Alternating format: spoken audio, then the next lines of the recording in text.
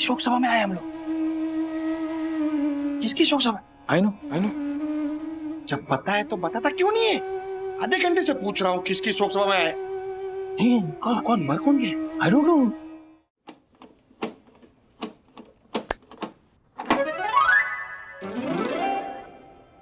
चाय नहीं चाहिए। देखो, मुझे क्या लगता है, ये शादी ना करवानी चाहिए। अब कुछ नहीं हो सकता। क्यों नहीं हो सकता राधिका? बस हम बुजुर्गों को थोड़ी हिम्मत दिखानी पड़ेगी। अब प्रभाकर ने पूरी जिंदगी मेहनत की बेचारे, और उसके जाने के बाद सब कुछ उसकी बेटे को ही तो मिलेगा। अब वो दहेज देकर क्यों अभी से कंगालों वाली जिंदगी बिताए? बताइए। मानता हूं कि दहेज देना गलत है, लेकिन अब कैसे भी करके शादी होनी चाहिए। राजू बेटा, तुम ही कोई रास्ता ढूंढो ना। दो ही रास्ते हैं, या तो उसूलों पे चलो या फिर दहेज दो और शादी कराओ अर्चना की। काका, अगर हमारी बात मानो ना तो अपनी बेटी की शादी करवा लो। कुछ सालों के बाद आपकी बेटी आपको थैंक यू बोलेगी। और अच्छे लड़के मिलते कहाँ हैं? और मिलते भी हैं तो उनकी कीमत तो चुकानी पड़ती है ना, है कि नहीं? और उसको आप दहेज का नाम मत दो। ऐसे समझो कि आपने अपनी बेटी की खुशियों के लिए इन्वेस्ट किया है, ऐसे समझो। और राजेश भाई, आपके रिश्तेदार, दोस्तों और सब में कार्ड बंट चुके हैं। कल को पूरा समाज हाजिर होगा। मेरी बात मानो तो बदनामी मत मोल लो और खुशियों पे मोहर लगा दो। मुझे लगता है ये बात ठीक नहीं है। वो राजेश भाई को नक्की करने देना, तू क्यों बीच में आ रहा है? राजू बेटा, तुम अर्चना के बड़े भाई हो और मेरे बेटे जैसे हो। अगर मुझे कुछ हो गया तो अर्चना की जिम्मेदारी तुम्हारी है। अब तुम बोलो, अर्चना की खुशी के लिए तुम क्या करोगे? दहेज देकर ये शादी करें या मना करके ये शादी तोड़ दें? बेटा, अब फैसला तुम्हारे हाथ में है।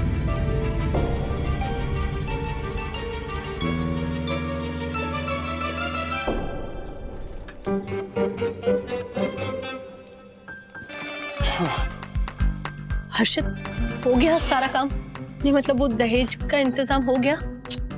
कुछ नहीं हुआ। लड़की का बाप खुद तय नहीं कर पा रहा है कि शादी करनी है कि नहीं करनी। मतलब कल शादी होगी या नहीं? कल दोपहर का खाना मैं बनाऊं या नहीं? हे मारा राम जी, मैंने तो आशा को भी छुट्टी दे दी काम से कल के लिए। अरे बावरी हो गई क्या तू? हैं? क्या कुछ भी बोल रही? ये शादी नहीं टूटनी चाहिए। ये लोग शायद पैसों की तंगी की वजह से ये सोच रहे कि दहेज नहीं देना चाहिए। कर रहे, बड़े बुजुर्ग नादानी तो कर रहे, लेकिन मैं उन्हें रोकूंगा। कार, हाँ, हाँ? Car car.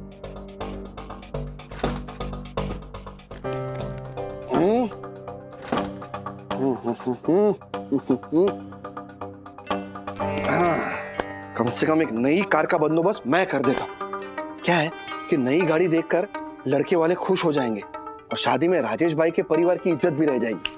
हाँ, ये बरोबर है।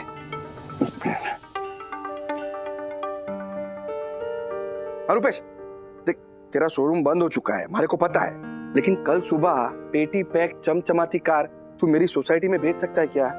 हाँ हाँ, रोकड़ा रेडी है। मॉडल लेटेस्ट वाला भेजना। हाँ, महंगी वाली होनी चाहिए। हाँ, अच्छा तू फोटो भेज, मैं बताता हूँ तेरे को। ओके? हाँ, कार का बंदोबस्त हो गया। हर्षद, आपकी सोच अच्छी है, फिर लेकिन सही नहीं है। मतलब?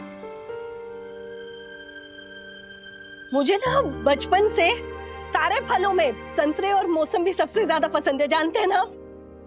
तो जब भी पिताजी ना मेरे कभी अपने किसी बीमार दोस्त या रिश्तेदार से मिलने अस्पताल जाते थे ना, तो मैं जिद करके उनके साथ जाती थी, क्योंकि वहाँ मरीज के साथ मुझे भी फल और मौसमी जूस खाने मिलता था ना। वो अस्पताल के बाहर होते हैं ना मौसम्बी जूस वाले, फल वाले।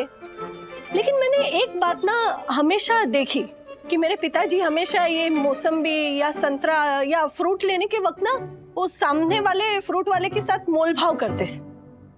अच्छा बावरी, तो इसमें ये अर्चना की शादी में ये तेरा मौसमी कहाँ से आया? मैं समझाती हूँ ना आपको। तो एक दिन मैंने अपने पिताजी से पूछा कि हम तो ऐसे खाते पीते घर के हैं, बहुत पैसे हैं हमारे पास, तो ये फल वाले से आप क्यों मोल भाव करते हो? तो उन्होंने कहा कि मेरे पास पैसे हैं, शायद यहाँ फल लेने आने वाले 10 लोगों में से 9 लोगों के पास पैसे ना हो, अंदर उनका कोई मरीज रिश्तेदार हो जिसके लिए मजबूरी में उन्हें फल या जूस ले जाना पड़ता हो। तो अगर मैंने वो फल का ज्यादा दाम दिया तो वो फ्रूट वाला बाकी सभी लोगों से उसके ज्यादा पैसे लेगा। अगर कोई एक गलत उदाहरण बिठाएगा तो पीछे बाकी सभी को उसका हर्जाना भुगतना पड़ता है। तो मैं जो भी कर रहा हूँ ना वो मेरे लिए नहीं कर रहा हूँ, वो दूसरों के लिए कर रहा हूँ। बस यही बात दहेज में भी लागू होती है हर्षद। वो कैसे? आज आप इन पैसों से बड़ी वाली गाड़ी खरीद के दहेज दे दोगे, लेकिन उसकी वजह से अर्चना के पिताजी जैसे कितने माँ बापों को मजबूरी में दहेज देना पड़ेगा, और वो लड़के वालों को दहेज लेने का शय मिलेगा वो अलग है ना। लेकिन मारे को एक बात पता, अगर गुनगुन की शादी में ऐसी कोई बात होती तब भी तू यही बोलती क्या? हाँ बिल्कुल। क्या बोली? नहीं मतलब आप अगर गुनगुन की शादी में इतना दिखावा करोगे ज्यादा तो बाकी लड़की के माँ बाप को भी मजबूरी में दिखावा करना पड़ेगा, तो हमें नहीं करना चाहिए ना ये। नहीं, बात तो बरोबर है तेरी, लेकिन ये समझ में नहीं आ रहा है कि बगैर दहेज के ये शादी होगी कैसे? हमारे को तो ये टेंशन है। आप राजेश भैया पे भरोसा रखिए, वो जो भी फैसला लेंगे ना बहुत सोच समझ कर लेंगे। बस अभी के लिए आप वो गाड़ी की जो बुकिंग की है वो कैंसिल कर दीजिए ना। हाँ हाँ करता हूँ।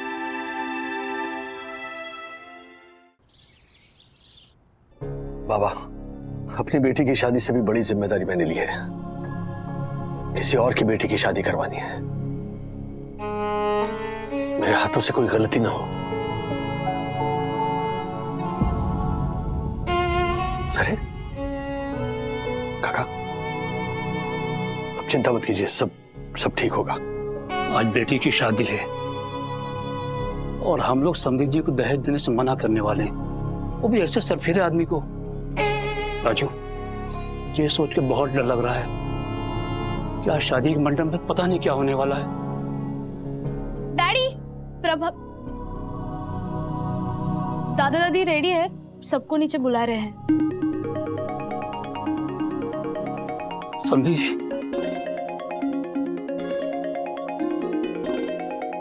हाँ, काम कीजिए, स्पीकर मोड पे रखिए, मैं साथ में हूं, हम दोनों मिलकर बात करेंगे। रखिए। नमस्ते समधी जी। नमस्ते। हम सब तैयार हैं, पर नई और बड़ी कार हमें लेने नहीं आएगी तो दूल्हे को लेके बारात शादी के हॉल तक कैसे पहुंचेगी? नमस्ते जनार्दन जी, राजेश वाले बात कर रहा हूँ। दरअसल बात यह है कि नई कार नहीं आ पाएगी। आप तो जानते हैं आजकल नई कार बुक करने में कितनी दिक्कत होती है। मतलब गए वो दिन जब लोन अप्रूव हो गया और गाड़ी अगले दिन दरवाजे पर खड़ी हो गई, है ना? पर ऐसा है तो मुझे पूरा यकीन है आपके पास अब उससे भी बड़ी गाड़ी की सुविधा होगी। हाँ, उसमें बैठकर आ जाइए, आनंद और हंसी खुशी शादी हो जाएगी। पापा, वो काशीनाथ ड्राइवर कह रहे हैं कि आप कार डेकोरेट करवाना भूल गए थे, तो उन्होंने करवा ली है। मेरे मायके वाले आ गए हैं, नीचे इंतजार कर रहे हैं। हम अभी निकल रहे हैं क्या?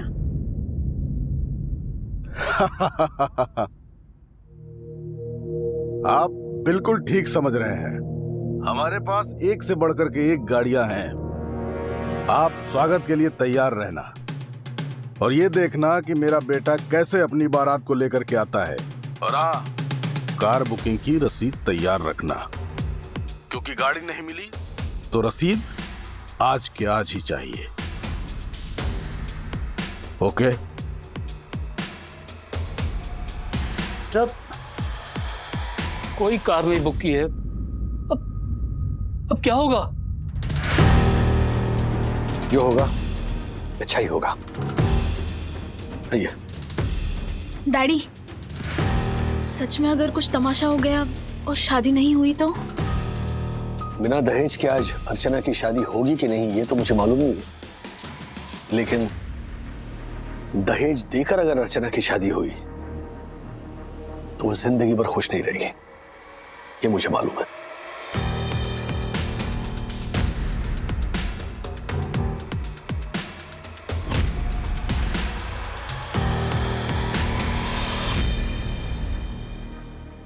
वंदना बहन, कुमकुम की डिब्बी, दूल्हे के तिलक का कुमकुम आज इसी डिब्बी में भरी है। ये डिब्बी मेरी माँ ने मेरे करियावर में दी थी। करियावर, उसका मतलब तो दहेज होता है ना? यस। मतलब दक्कू भाई ने दहेज लिया था शादी में? हाँ, मांग के लिया था। क्या? यम। हाँ, एक सेकंड।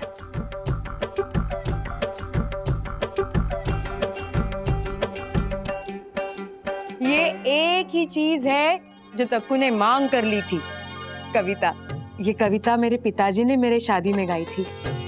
गुजराती में अर्ज करती हूँ, કેટલા પુણ્ય મારી દીકરીએ કર્યા કે આજે એને દક્ષેશ પ્રભુ વર્યા।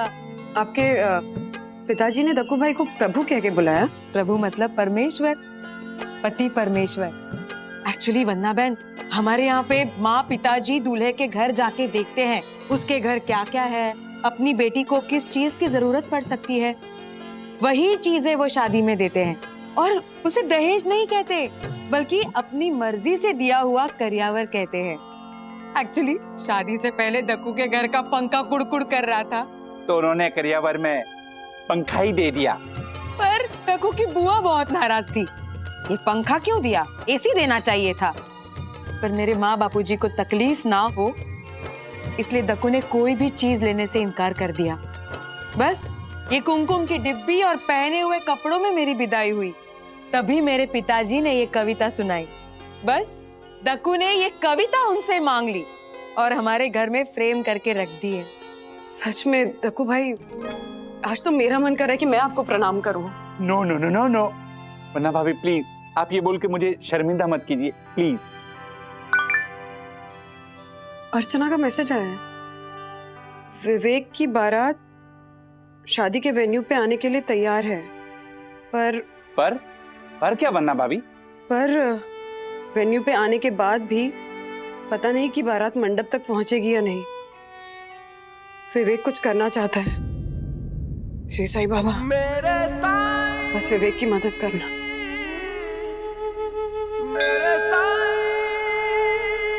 विवेक, तू यहाँ पे क्या कर रहा है? लोग बाहर तेरा इंतजार कर रहे हैं।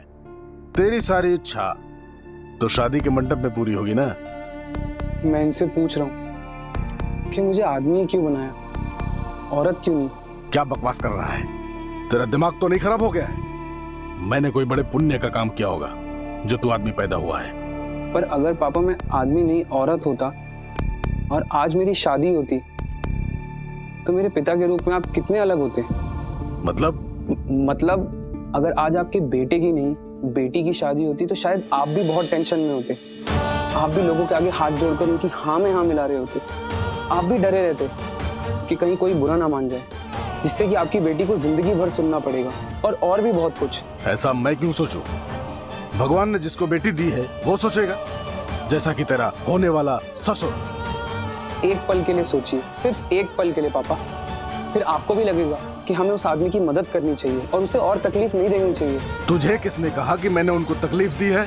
नालायक, मेरी बात सुन ले, इसलिए तू ऐसी बात कर रहा है ना? कान खोल करके सुन ले, उन्हें तुम्हारे जैसा दामाद चाहिए ना, तो उन्हें वैसे तोहफे भी देने पड़ेंगे। अगर तुम्हें अपने बाप की इज्जत से ज्यादा अपने ससुर की चिंता है ना, तो बैठ यहीं पे। ये शादी कैंसल। न होगी शादी, न होगी चिंता। पापा, ये शादी होगी ना तो हमारे रुतबे और हमारे स्टेटस के हिसाब से होगी, वरना नहीं होगी। चल मेरे साथ। और सुन, एक लफ्ज भी बोला ना तो मुझसे बुरा कोई नहीं होगा। मैं तेरा नीचे इंतजार कर रहा हूं, जल्दी से आजा।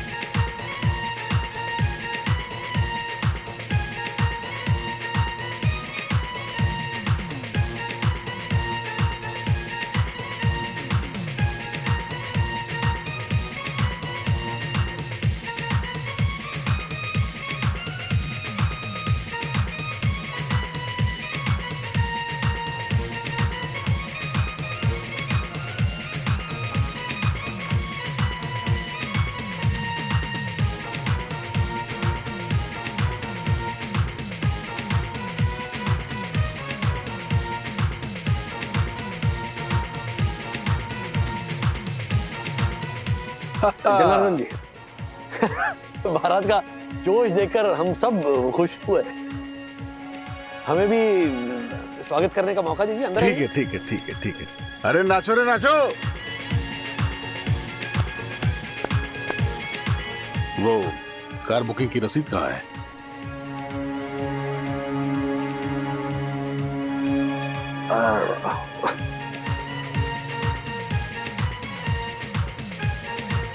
नाचो, जोर से नाचो।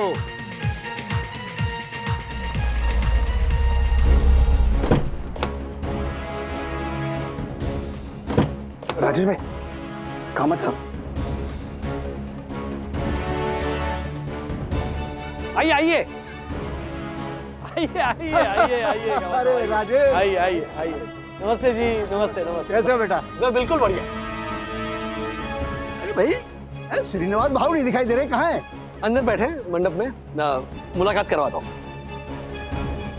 ये प्रभाकर काका हैं और ये जनार्दन जी हैं, इनके समधी। अजीत कामत साहब। अरे भाई, इनको कौन नहीं जानता?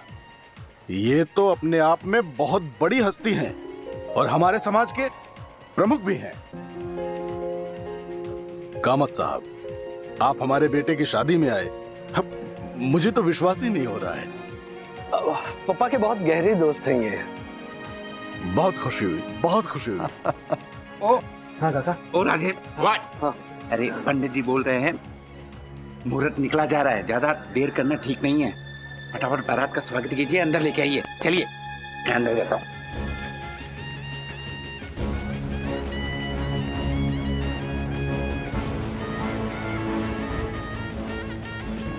जनार्दन जी, बच्चे को उतारिए, चलिए अंदर, मुहूर्त निकला जा रहा है। अब हाँ कामत साहब, बस अभी लेकर मैं आता हूँ। हाँ,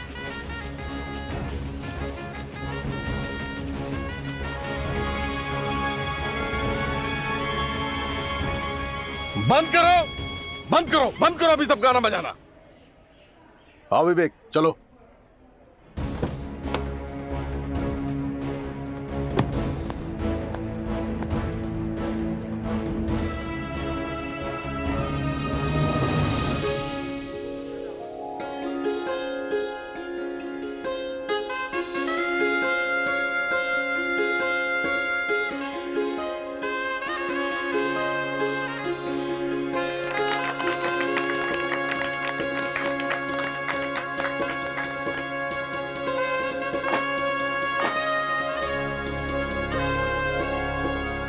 राजेश भाई, ये कामत साहब की एंट्री ने बचा लिया, वरना दूल्हे का मंडप तक पहुंचना बहुत मुश्किल था। राजेश भाई, जब ये जनार्दन जी को पता चलेगा कि आप दहेज नहीं देने वाले हो तो क्या होगा? नहीं, अपने अजीत जी पिछले 4 साल से अपने समाज के प्रमुख रहे हैं। पुणे में पहले चुनाव के बाद इन्होंने सबको सामूहिक सौगंध दिलवाई थी कि हम अपनी बेटियों को बेटों के बराबर मानेंगे, उन्हें पूरी शिक्षा दीक्षा देंगे और उनकी शादी में दहेज का लेन देन नहीं करेंगे। बिल्कुल सही। हाँ, मुझे याद है, जनार्दन जी तब जिला परिषद पर ऊंचे ओहदे पर थे और समाज के फंक्शन में आए थे। तब इन्होंने भी ये सौगंध लेकर हम सबका हौसला बढ़ाया था। क्या बात? हाँ भाई, हमारे यहाँ तो दहेज के लेन देन का कोई सवाल ही नहीं है। अरे आप हमारे समधी जी से पूछ लीजिए ना। अरे भाई, मैं तो इनके साथ शादी का खर्च भी आधा आधा बांट रहा हूँ। बहुत क्यों? सही सही कहा भाई, भाग्यशाली है आप तो। कन्यादान के लिए कन्या की माता नहीं है तो भाई और भाभी को बुलाइए।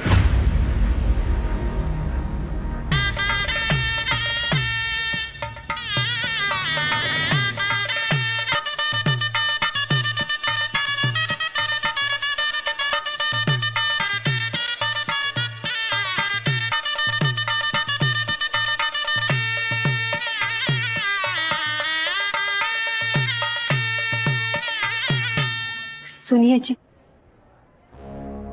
शादी के तोहफे के लिए अभी कुछ मत कहिए, नहीं तो जिस समाज को इम्प्रेस करने की आप कोशिश कर रहे हो ना, उसी समाज में हमारा मजाक बन जाएगा। मजाक तो ये लोग हमारे साथ कर रहे हैं। साफ साफ बात हुई थी कि 10 लाख रुपए के सोने के सिक्के, 20 लाख रुपए की बैंक एफडी की रसीद और एक नई और बड़ी गाड़ी हमारे बेटे को भेंट में देंगे। लेकिन यहाँ तो कुछ इंतजाम ही नहीं दिख रहा है। आप शांत हो जाइए। भैया, कुछ पियोगे? आज ना स्टार्टर्स भी बहुत अच्छे हैं। मुझे ना शादी में बहुत मजा आ रहा है। मुझे लगता है ये अकेली ही है जिसको शादी में मजा आ रहा है। वहाँ दहेज की कुछ बातें चल रही थी तो सारे बड़े टेंस थे। आई नो ब्रो, तेरे पापा दहेज देने से मना कर रहे हैं और मेरे पापा बोल रहे हैं कि दहेज के बिना शादी नहीं होती। देखते हैं कौन सही है। भैया, ये दहेज क्या होता है? पैसे या बहुत सारे गिफ्ट्स जो लड़की के पेरेंट्स को शादी के वक्त लड़के को देने पड़ते हैं। अगर नहीं देंगे तो शादी नहीं होगी। ओह, तो जैसे बर्थडे के गिफ्ट्स होते ऐसे शादी के गिफ्ट्स होते। कितना अच्छा है ना। फिर मैं ना बड़े होके अपनी शादी में ना बहुत सारा दहेज मांगूंगी। किट्टू, दहेज सिर्फ लड़के को मिलता है, लड़की को नहीं मिलता। ऐसा क्यों? और शादी तो दोनों की होती है। तुझे कैसे समझाऊं किट्टू? कुछ लोग लड़कों की वैल्यू ज्यादा समझते हैं, इसीलिए उन्हें गिफ्ट मिलती है। नहीं, सखी दीदी कह रही थी कि ऐसा नहीं है। हमारे समाज का एक बहुत ही पुराना और बुरा सिस्टम है कि लड़की को लड़के से कम माना जाता। आई थिंक इस सिस्टम को बदलना चाहिए। पर ब्रो, वो नहीं बदलेगी। क्यों? भैया, आप भी बड़े होके दहेज लोगे? मैं तो साफ साफ मना कर दूंगा। मैं भी। आई नो मेरे पापा नहीं मानेंगे, but I will fight with him. और मैं ना बड़े होके अपने पापा की तरह लॉयर बनूंगी और सबकी फाइट में हेल्प करूंगी। नो दहेज, बिल्कुल नहीं।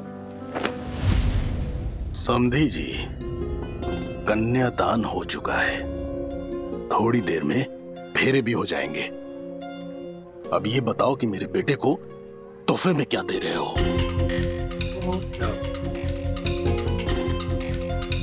आप आइए मेरे साथ,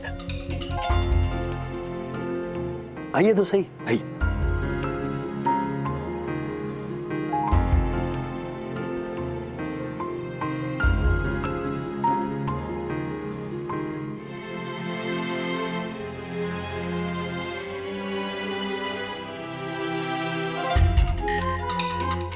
देखता हूँ समधी ने क्या दिया है। सुनिए, बेचारे सीधे साधे लोग हैं, जो कुछ भी दिया है ना कबूल कर लीजिए। हमारे विवेक को इतनी सुंदर और संस्कारी पत्नी मिल रही है, हमें और क्या चाहिए? ठीक है, देखने दो मुझे।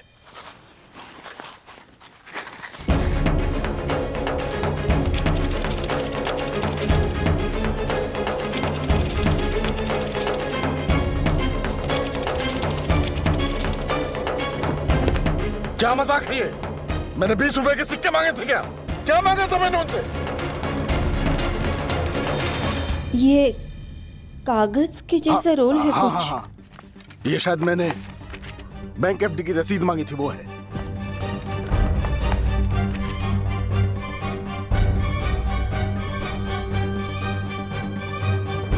सब पति के साथ वचन। What the hell is this? क्या मजाक है ये? समधी जी, राजेश भाऊ सुनिए जी, आप लोगों ने हमारे साथ धोखा किया है। बात हुई थी 20 लाख के एफडी की और 10 लाख के सोने की, क्या हुआ? मिलेगा, आपकी बहू को वो जरूर मिलेगा, इनफैक्ट उससे ज्यादा मिलेगा, पर आज नहीं।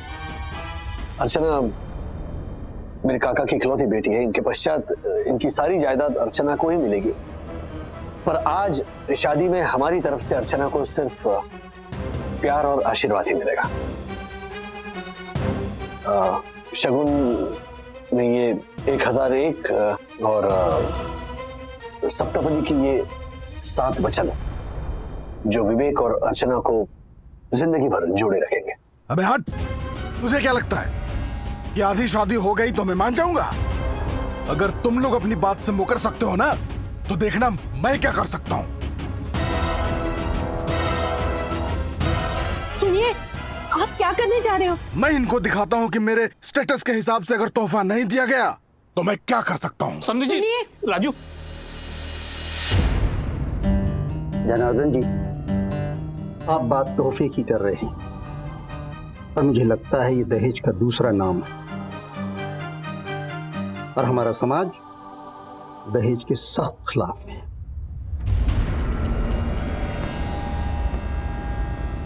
अगर ये बात फैली तो पूरे समाज की नजरों में आप गिर जाएंगे। तो बेहतर यही होगा कि जो तोहफा आपको दिया गया है इसे सम्मान के साथ स्वीकार कर लो। लेकिन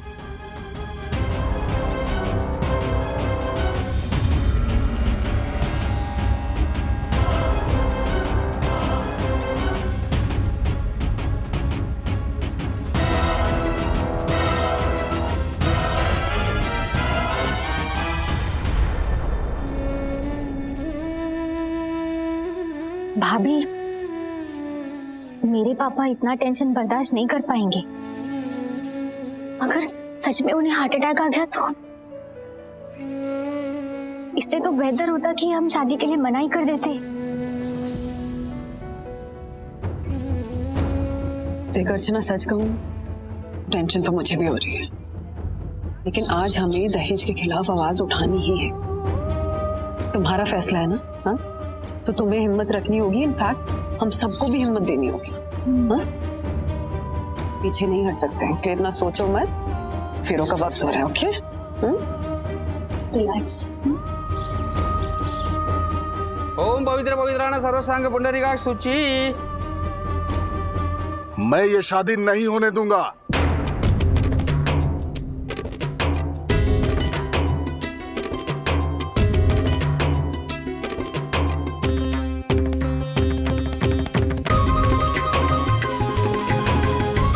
जिसका डर था वही हो रहा है।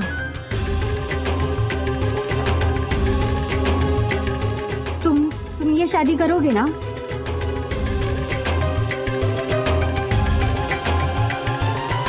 मैं आप सबको ये बताना चाहता हूं कि मैंने कोई दहेज नहीं मांगा है। मेरे पास पैसों की कोई कमी नहीं है। मैं तो सिर्फ इतना चाहता था कि मेरे समधी जी मेरे बेटे को शादी के वक्त ऐसा तोहफा दें कि पूरा समाज देखता रह जाए, इनका नाम हो जाए और हमारी होने वाली बहू का स्टेटस लोगों को समझ आ जाए। लेकिन नहीं, इन्होंने हमारे साथ छल किया है, अपनी औकात बता दी है। राधिका, उल्टा चोर कोतवाल को डांटे। आप तो इस परिवार के बुजुर्ग हैं ना। आपने अपने बेटे को, अपने भाई को ऐसा तमाशा करने दिया? आपको तो शर्मिंदा होना चाहिए। भाई साहब, तमाशा तो आपने खड़ा किया है। अरे मेरा भाई अभी अभी रिटायर्ड हुआ है, वो इतने दहेज के पैसे कहां से लाएगा? और उसकी बेटी ने बिना दहेज के शादी करने का फैसला किया है। हाँ। और हम सब उसका साथ दे रहे हैं। बल्कि वागले परिवार कभी भी दहेज न देगा न लेगा।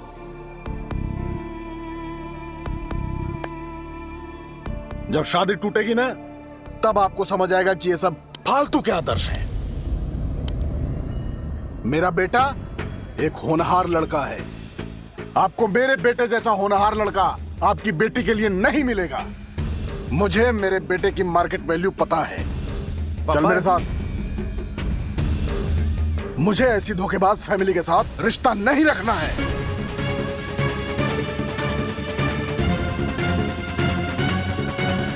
फेंक इसको। पापा अब चल मेरे साथ।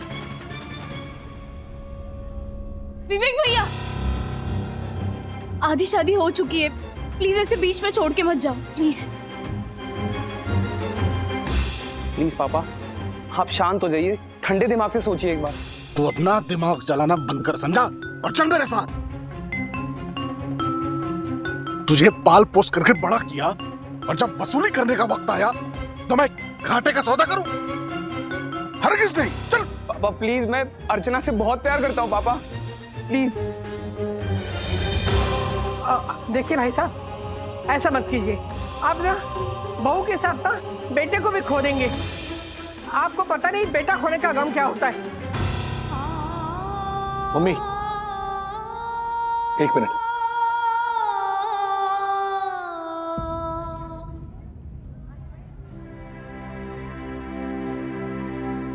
विवेक, ये रिश्ता तोड़ना है या जोड़ना है, ये तुम्हारे और सिर्फ तुम्हारे हाथ में है। दादा, पापा के खिलाफ मैं आज तक महाभारत की लड़ाई में अर्जुन ने यही बहाना दिया था। तब भगवान श्री कृष्ण ने अर्जुन को समझाया था कि ये लड़ाई सच्चाई का साथ देने की लड़ाई है। फिर चाहे वो अपनों के खिलाफ ही क्यों ना हो। जैसे ये तुम्हारे पेरेंट्स तुम्हारे अपने हैं, उसी तरह ये लड़की, ये कोई पराई नहीं है, ये भी तुम्हारी अपनी है, तुम्हारी होने वाली धर्म पत्नी है ये। जब सही और गलत की लड़ाई में दोनों तरफ अपने हैं, तब तुम्हें यह चुनना है कि तुम सही का साथ दोगे या गलत का। तुम अपनी और अर्चना की खुशी की बलि दोगे या तुम्हारे पिताजी के गुरूर के।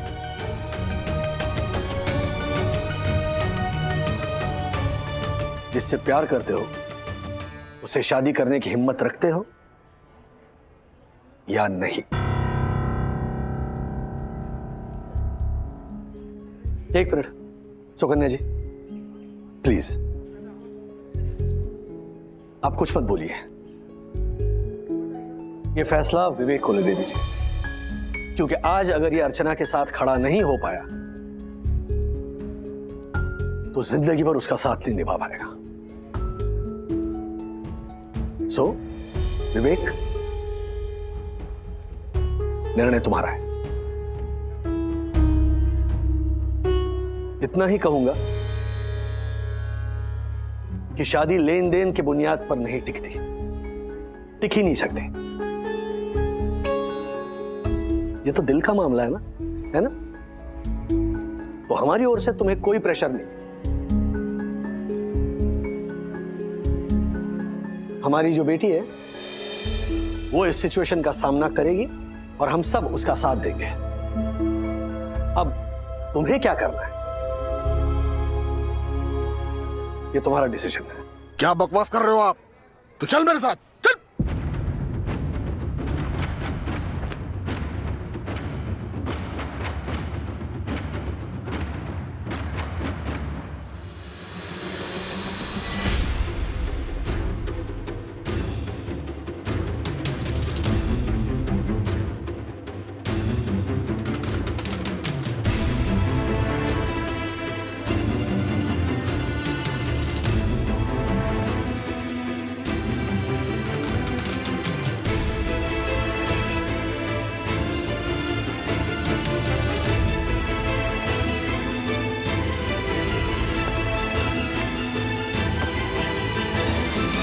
सुकन्या, देखा तेरे बेटे ने क्या किया?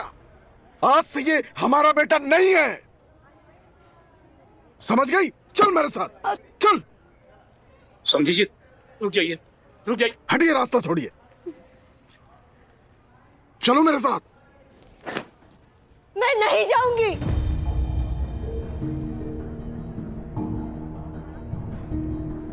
सुकन्या जी, आप विवेक की मां हैं, जनार्दन जी की पत्नी है, लेकिन इन सारे रिश्तों से पहले आप एक औरत हैं। समझ सकती हैं कि दहेज की प्रथा की वजह से एक औरत के परिवार पे क्या क्या गुजरती है।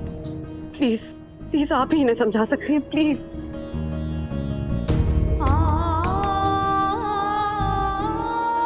ये कहाँ कभी मेरे दिल की बात सुने हैं? आपको पता है, आज से 30 साल पहले मेरी शादी हुई तब इन्होंने ऐसे ही मेरी माँ बाप से दहेज लिया था।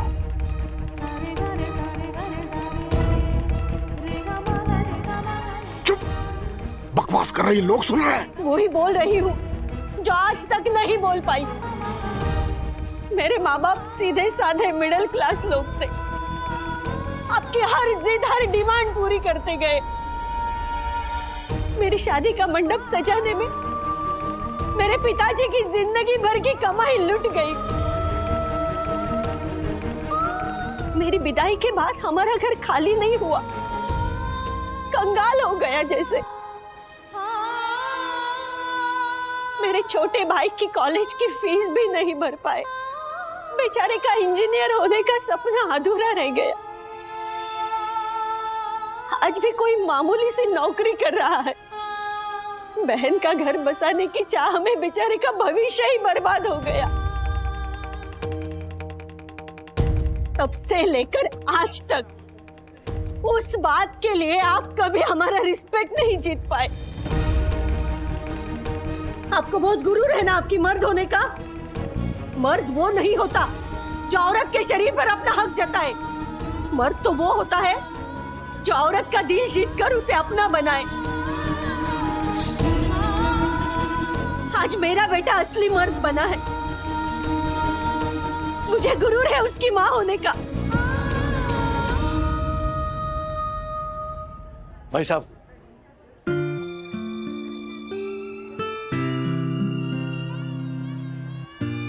हमारे समाज में ऐसे बहुत सारे लोग हैं जो इस दहेज की कुप्रथा के खिलाफ हैं, लेकिन ज्यादातर लोग बोल नहीं पाते। जरूरी है कि कोई इस सामाजिक बदलाव की शुरुआत करें। हम चाहते हैं कि आप भी इसमें जुड़ जाएं, लोगों के लिए एक मिसाल बन जाए। देखिए, हमारी लड़ाई सिर्फ इस बदलाव के लिए है। आपका दिल दुखाने का हमारा मकसद नहीं था। प्लीज बच्चों को आशीर्वाद दीजिए। हरगिज नहीं। आज के बाद तुम और तुम्हारा बेटा मुझे कभी अपना मुंह मत दिखाना।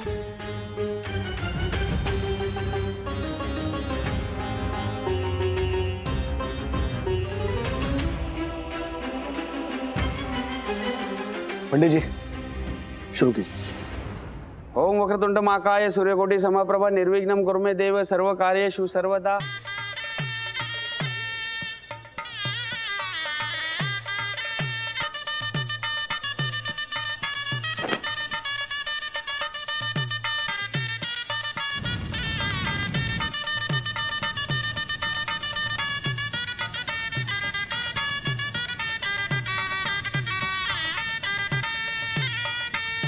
डैडी, शादी तो हो रही है, पर क्या शादी के बाद सब ठीक होगा? शादी के बाद सब ठीक हमेशा कहानियों में होता है, सच्चाई में नहीं। रियलिटी में इन दोनों का स्ट्रगल तो अब शुरू होगा। शायद ये अपना नया घर बसाएंगे, मिलकर मुसीबतों का सामना करेंगे, ऐसे गिरते पड़ते जीना सीखेंगे। आपका मतलब है कि विवेक भैया के पापा उन्हें अपने साथ नहीं रखेंगे और उनकी वाइफ को भी घर से निकाल देंगे? Thank you Ashatai. Thank you daddy. मतलब जिस घर में वो 30 साल से रहती है, उस घर पर उनका कोई हक नहीं है। इतना दहेज देने के बाद, शादी में सब कुछ सहने के बाद भी घर सिर्फ हस्बैंड का ही रहता है, वाइफ का कभी नहीं होता। सखी, बहुत सारी इश्यूज है जहां समाज ना आज भी औरतों को बराबर का दर्जा नहीं देता, और ये सिचुएशन बदलनी होगी। And honestly I am glad कि आज की ये छोटी सी शुरुआत हमारे फैमिली से हुई है। अर्चना और विवेक ने गलत का साथ छोड़ा और सच का रास्ता चुना। पूरी दुनिया इन्हें आशीर्वाद देगी। शुभ मंगल।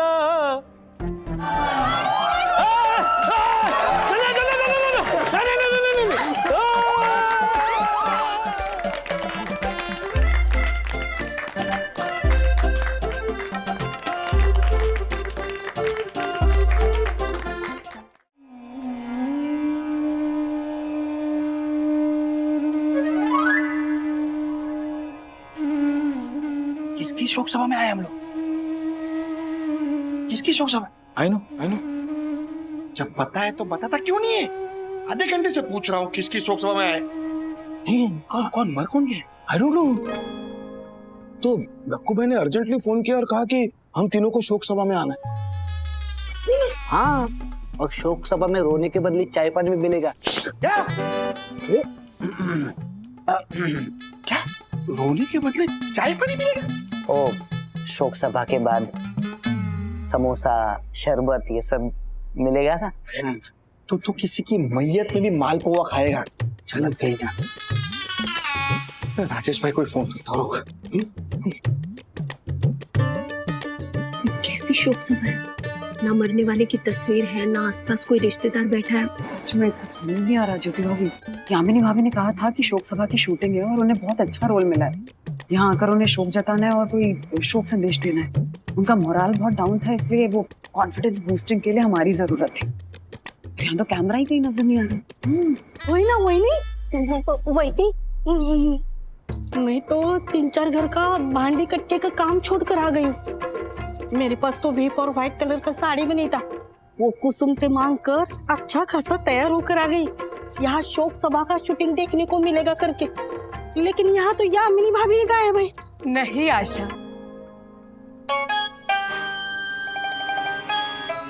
जी यामिनी भाभी तो रोने के लिए भी इतना तैयार होके हैं, चश्मा वश्मा चढ़ा के। वो क्या गया उनको?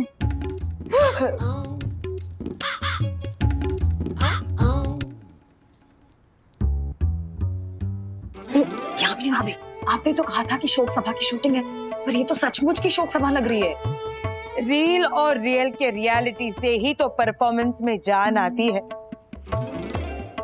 शोक सभा तभी होती है जब किसी की जान जाती है, जब किसी की जान जाती है, जब किसी की जान जाती है। Thank you. आप लोग भी मुंह पे रुमाल रख के रोने की एक्टिंग कीजिए। मैं अभी आती हूँ। हमें भी रोने की एक्टिंग करनी पड़ेगी। शोक सभा में आई गए हैं तो रोने की एक्टिंग कर ही लेते हैं ना। जब आसपास सब ऐसे मुंह लटका के बैठे हैं और हम ऐसे बैठेंगे तो अच्छा नहीं लगेगा, है ना। ये लीजिए, ये पकड़ी। शोक सभा में आपको ये सब बोलना है। डायलॉग याद कीजिए। डायलॉग? क्या डायलॉग? क्या किस चीज का डायलॉग? व्हाट मेंटल, मरने वाले के लिए कुछ ना कुछ तो बोलना ही पड़ेगा ना। व्हाट डायलॉग याद कर। झाला रे। ये राजेश भाई किधर है? ये देख राजेश भाई। ओ राजेश भाई, अरे वो राजेश भाई। हाँ कौन है यार? कब से फोन कर रहा हूँ। क्या फोन तो उठा। थोड़ा आ जाओ इधर आ जाओ। ये सब क्या चल रहा है? हाँ ये क्या कर रहे हैं आप? अरे उनको छोड़ो ना। ए राजेश भाई को डायलॉग दे। ये लो डायलॉग याद करो। डायलॉग है? एक मिनट कौन गुजर गया? अनिल। अरे कौन अनिल? मुझे क्या मालूम, इसको मालूम। कौन अनिल? अरे वही जो गुजर गया है, जिसकी याद में शोक सभा रखी है। एक मिनट। जो गुजर गया है वो अनिल नहीं है, वो सुनील है। अभी जब मैं आ रहा था तो बाहर वो सुनील के फोटो की तैयारी चल रही थी, तब मैंने सुना। एक सेकंड, ये शोक संदेश में जहाँ जहाँ अनिल है वहाँ सुनील कर दो। सुनील।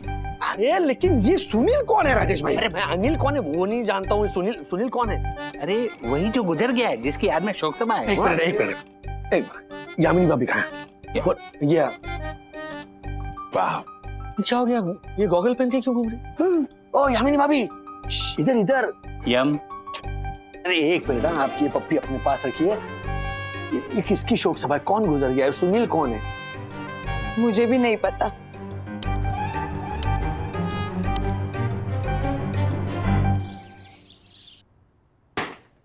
क्या मेरे कैरेक्टर को रिप्लेस कर दिया गया? लेकिन क्यों समीर सर? मैं अभी शूटिंग के लिए निकल ही रही थी और आपने मुझे सीरियल से निकाल दिया। दक्कू, दक्कू! आया तुम्हारा बास्केट रेडी, ये लो। दक्कू, इसकी कोई जरूरत नहीं, शूटिंग कैंसिल हो गया है दक्कू। अच्छा, क्या हुआ? मेरी सीरियल सास न जाने बहू है टेढ़ी में मुझे निकाल कर किसी और की कास्टिंग कर दी गई है। दक्कू, हमें किट्टू के स्कूल में 40,000 का इंस्टॉलमेंट भरना है। तुम्हारी वकालत ठीक से नहीं चल रही। अगर मेरे साथ भी रिप्लेसमेंट का खेल ऐसे ही चलता रहा तो हमारे घर संसार का खर्च कैसे चलेगा? मैं अपने कला का जादू दिखाने कहाँ जाऊंगी? मुझे तो डर है कहीं मैं डिप्रेशन में ना चली जाऊं। ओह माय गॉड, ये तो सीरियस मैटर है, मुझे मदद लेनी पड़ेगी।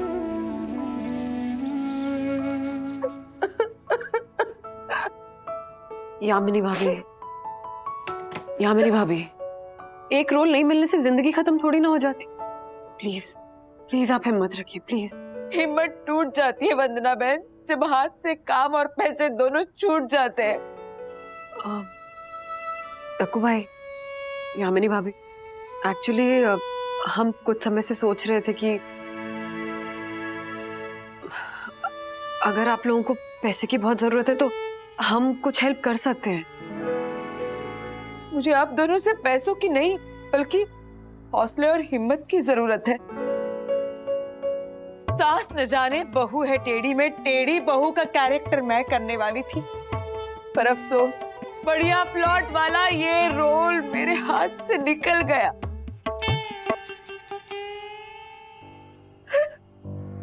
यामिनी भाभी, कहते हैं ना कि वक्त हमेशा एक सा नहीं रहता है। हाँ, वक्त का पहिया तो घूमता रहता है। अगर आज नीचे गया है तो कल आपका वक्त ऊपर जरूर आएगा। बस इतना कहूंगी यामिनी भाभी कि आप हार मत मानिए। आप और मेहनत कीजिए और ऑडिशंस दीजिए, पूरी जान लगा दीजिए, फिर देखिए रोल कैसे नहीं मिलता आपको। हाँ, थैंक यू वंदना बहन, ज्योति बहन, आप लोगों की वजह से मेरा कॉन्फिडेंस फिर से जागा है और डिप्रेशन दिल से भागा है। Sir, final.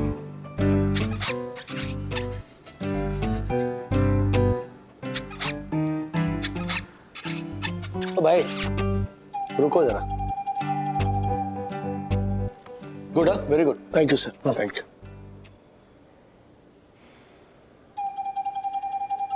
चलिए चलिए चलिए, काम पे जाइए। हाँ सर, हाँ, मेरी नाइट शिफ्ट लगवा दीजिए ना सर, तो मुझे ओवर टाइम करना है। क्यों सर? एक्चुअली मुनमुन का बर्थडे आ रहा है तो उसे गिफ्ट देनी है ना, तो खर्चा है सर, क्योंकि आप तो जानते ही है कि मुनमुन। सब जानते हैं, अभी एरिया में सब जानते हैं। सर, मेरी भी नाइट शिफ्ट करवा दीजिए ना, मुझे भी गिफ्ट लेना है।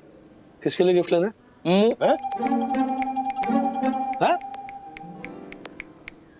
मुझे तो अपने आप के लिए गिफ्ट लेना है, और नाइट शिफ्ट में मार्फतिया जी को कंपनी भी मिल जाएगी है? सर, हाँ, अब तो मेरा भी बनता है। क्या भाई, तुम्हारा क्या बनता है? मतलब मेरी भी नाइट शिफ्ट लगवा दीजिए ना। अरे मेरे भी खर्चे बढ़ गए ना। तो कम करो, काम करो, एक्स्ट्रा काम करो तो फिर एक्स्ट्रा मिलेगा, मतलब ओवर टाइम मिलेगा। चलो शेड्यूल फॉलो करो। सर क्या? सर प्लीज एक बार। बिल्कुल नहीं, बस करो अभी है। सर बहुत जरूरत है सर पैसे। सर काम करो। सर आप कर सकते हो। सर आएगा ना। क्या जरूरत थी तुम्हें बीच में घुसने की? अरे सॉरी। अरे क्या सॉरी? अरे तेरी सेटिंग बाद में करवा देते ना हम लोग, है ना? हाँ, लेकिन मुझे भी पैसों की जरूरत है ना। तो हमें भी है। अब सर ने मना कर दिया तेरी वजह से। तो पैसे कहाँ से लाए? हाय नो, मैं तो एक्स्ट्रा पैसे कमाने के लिए कुछ भी करने को तैयार हूँ। मैं भी। हाँ, मैं भी।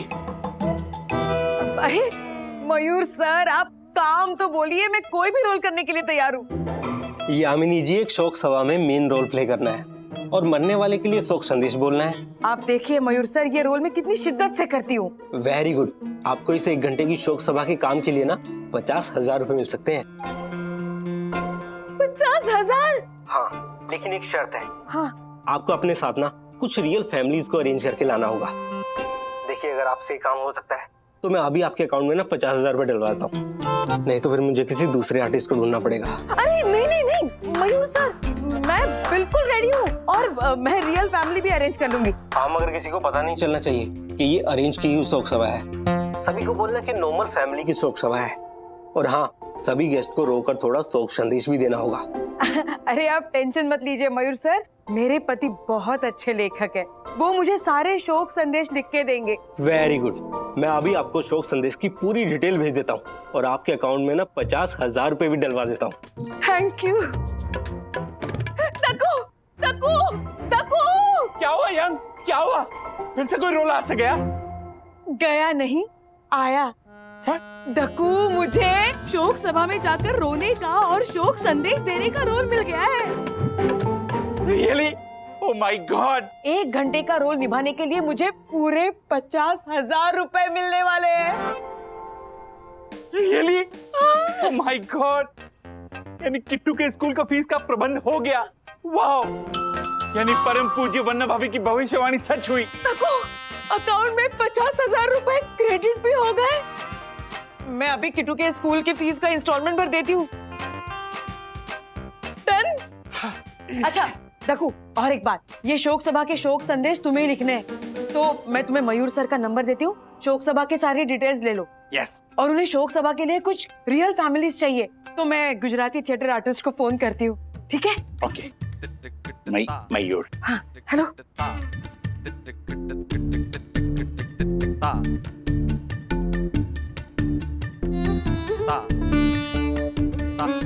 दकू, दकू, कोई भी थिएटर आर्टिस्ट अवेलेबल नहीं है।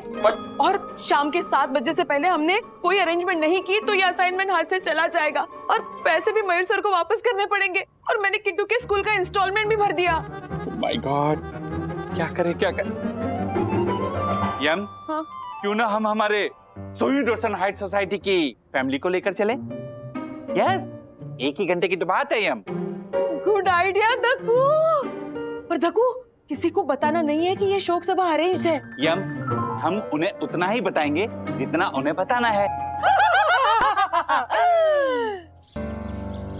हाँ, सुपर्ब यामिनी भाभी, कांग्रेचुलेशन। अच्छा, रोल तो बताइए कौन सा है?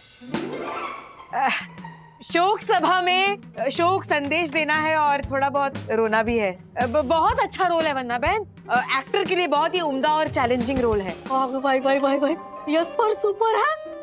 क्या पर कांग्रेचुलेशन है यामिनी भाभी। हाँ हाँ, कांग्रेचुलेशन है यामिनी भाभी। वन्ना बहन, मुझे ना बहुत डर लग रहा है। वो क्या है ना, मैंने इतने सारे ऑडिशंस दिए हैं, इतनी बार रिजेक्ट हो गई हूँ कि अब एक्टिंग करने का मेरा जो हौसला है वो टूट गया है, मेरा कॉन्फिडेंस चला गया है। इसलिए मुझे ना आपकी छोटी सी हेल्प चाहिए। हाँ, आप बताइए ना, मैं क्या हेल्प कर सकती हूँ? वन्ना बहन, क्या आप मेरे साथ शोक सभा में चलेंगी प्लीज? मैं शोक सभा में जाके क्या करूंगी यामिनी भाभी? वन्ना बहन प्लीज मना मत कीजिए। अगर आप सामने रहेंगी ना तो मेरा कॉन्फिडेंस बना रहेगा, मेरा हौसला बढ़ेगा। एक्चुअली यामिनी भाभी, वो मुझे ना वैसे शूट वूट पे जाना बहुत ऑड लगता है। हाँ, कोई बात नहीं, आप ज्योति बहन, आशा, हाँ, सबको साथ ले चलिए, हम सब साथ में जाएंगे। ऐसा समझिए कि शूटिंग हो ही नहीं रही है, सचमुच के शोक सभा में आए हैं। हम चलते हैं ना शोक सभा में। हाँ, मैंने कभी शूटिंग नहीं देखी है, बहुत मजा आएगा। मना मत कीजिए वन्ना बहन, प्लीज मना मत कीजिए। इतने सारे रिजेक्शन के बाद हो गया है मेरा सिलेक्शन। अगर आप मना करेंगी तो हो जाएगा मुझे डिप्रेशन, हो जाएगा मुझे डिप्रेशन, हो जाएगा मुझे डिप्रेशन। वाह, कई बार।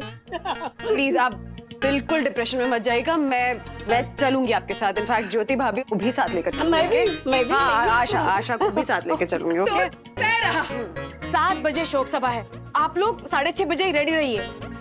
7 बजे तो राज घर आते हैं ना, तो उस टाइम तो मुझे घर पे रहना पड़ेगा। कोई बात नहीं, राजेश भाई को भी वहाँ बुला लेंगे, हर्षद भाई और दक्कू को भी उनकी कंपनी मिलेगी। चलते हैं। आप बिल्कुल डिप्रेशन में मत जाइए एंड जस्ट बी कॉन्फिडेंट, हम लोग चलेंगे आपके साथ, आपका मॉरल सपोर्ट बनकर। थैंक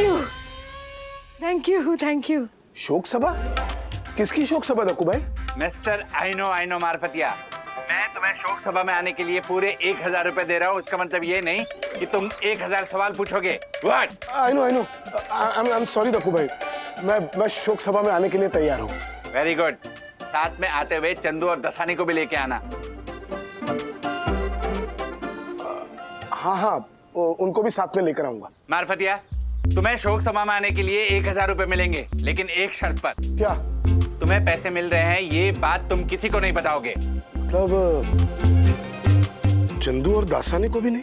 मार्फतिया, उन्हें तो जरूर बताना है, लेकिन उसके अलावा किसी को नहीं बताओगे। आई नो और खास करके राजेश वागले को, वरना तुम्हें 1000 तो क्या, एक फूटी कौड़ी भी नहीं मिलेगी। अरे नहीं दक्कू भाई, मुझे पैसों की सख्त जरूरत है। हम किसी को नहीं बताएंगे। Very good. मार्फतिया, मैं तुम्हें शोक सभा का एड्रेस भेज रहा हूँ, तुम ठीक शाम 7 बजे वहां पहुंच जाना। Okay? Done? Done. Very good.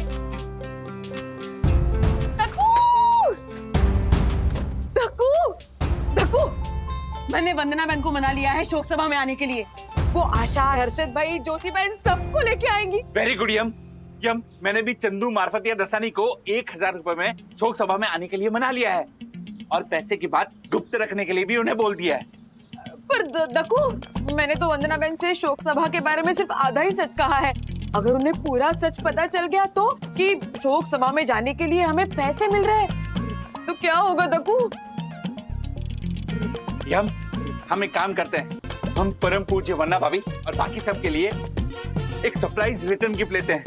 शोक सभा के बाद हम उन्हें रिटर्न गिफ्ट देंगे, तो वो भी खुश, हम भी खुश। क्या बात है दक्कू, ब्रिलियंट आइडिया। मतलब काम का काम भी हो जाएगा और गिफ्ट देने से हमें गिल्ट भी नहीं होगा। क्या बात है। चलो अभी शोक सभा जाने की तैयारी करते हैं। चलो।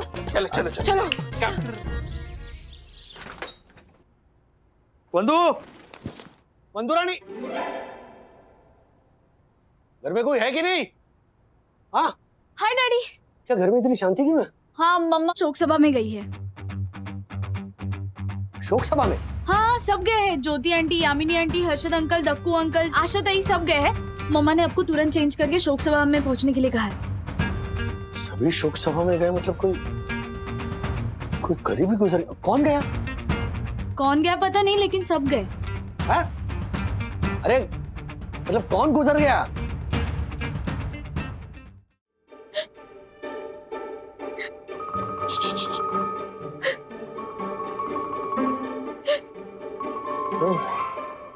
आइए, यहाँ आइए। अच्छा सुनो, यहाँ पे शोक सभा की शूटिंग नहीं चल रही है, ये रियल शोक सभा है।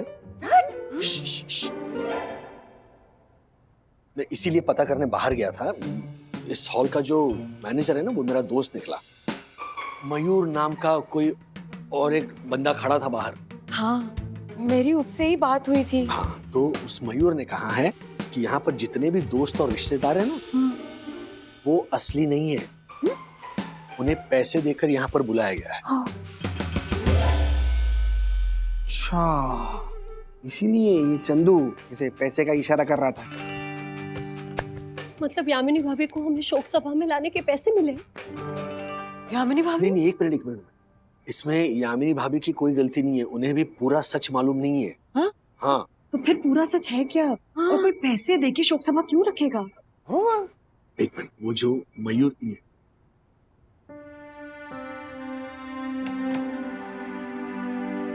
भाई जी, ये मयूर भाई, इससे बात हुई मेरी, और ये यामिनी भाभी है। जरा प्लीज बताइए क्या बात हुई। नमस्ते, मैंने ही फोन किया था आपको।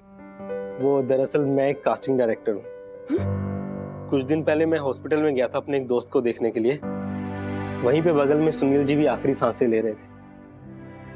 मरने से पहले उन्होंने मुझे कुछ पैसे दिए और उनकी आखिरी इच्छा पूरी करने के लिए कहा। आखिरी इच्छा? कौन सी इच्छा? यही कि उनके दोस्त उनकी शोक सभा में आए और उनके बारे में बताएं। देखिए, सुनील जी बहुत अच्छे आदमी थे, वो हमेशा अपने दोस्तों की मदद करते थे। सुनील ने अपने एक दोस्त के बीमार बेटे के लिए उसका हॉस्पिटल का पूरा बिल भर दिया। ऐसे ही एक दोस्त के बेटे के एडमिशन तक करा दी और एक दोस्त की बहन की शादी में उसकी दहेज के लिए उसकी मदद की। सुनील अपने दोस्तों के लिए अपने पिता से पैसा लेकर निस्वार्थ उन पे खर्चा करते थे। इसीलिए वो चाहते थे कि उनकी शोक सभा में उनके दोस्त आकर उनके पिता के सामने ये सारी बातें बोले। लेकिन जब मैंने उनके दोस्तों को फोन किया तो सबने शोक सभा में आने के लिए मना कर दिया। उनके सारे दोस्त झूठे और लालची निकले। सुनील जी के पिता के सामने उनके दोस्तों को लाने के लिए मेरे पास और कोई रास्ता नहीं था, इसलिए मैंने ये शोक सभा अरेंज की। मयूर भाई, आपने जो किया वो बहुत नेक है, लेकिन सुनील के जो पिताजी हैं उन्होंने तो सुनील के दोस्तों को देखा है ना, तो जब वो हमें देखेंगे तो पता चल जाएगा कि हम फ्रॉड हैं। नहीं, उन्हें नहीं पता चलेगा। क्या? क्योंकि उनके पिताजी देख नहीं सकते।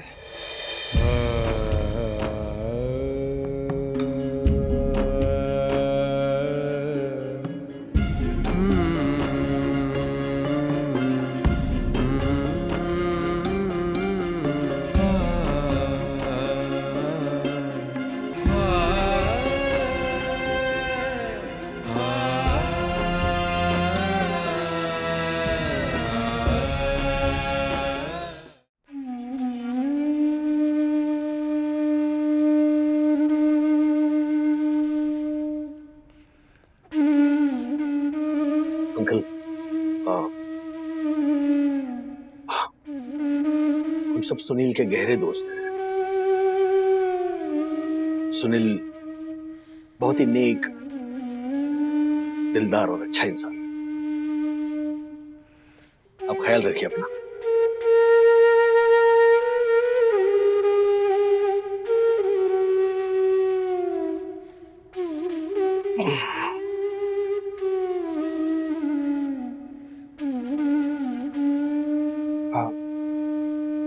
काका, सुनील मेरा जिगरी दोस्त था। रात को 2 बजे फोन करूं ना तो भी अपना सारा काम छोड़ छाड़ के आ जाता था।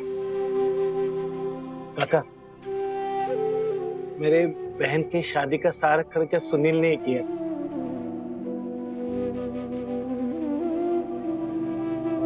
हम आपके बेटे के हमेशा ऋणी रहेंगे।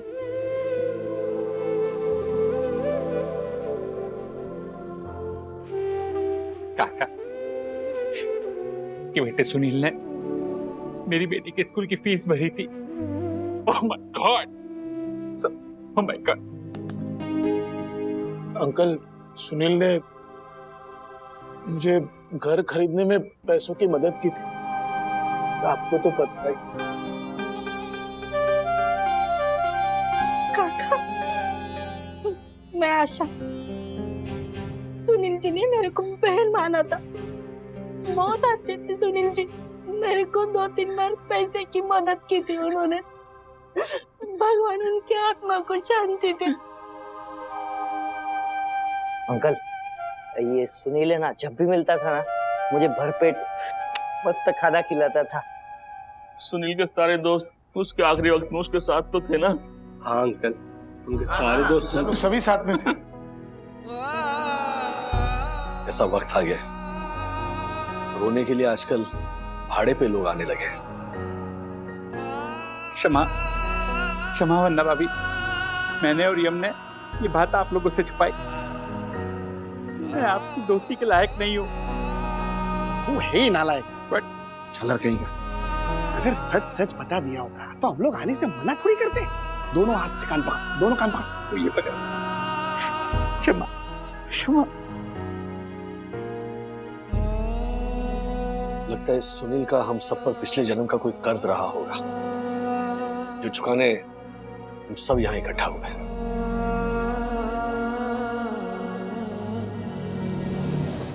ऐसे और भी मजेदार वीडियो के लिए हमारे चैनल को लाइक, शेयर और सब्सक्राइब करें।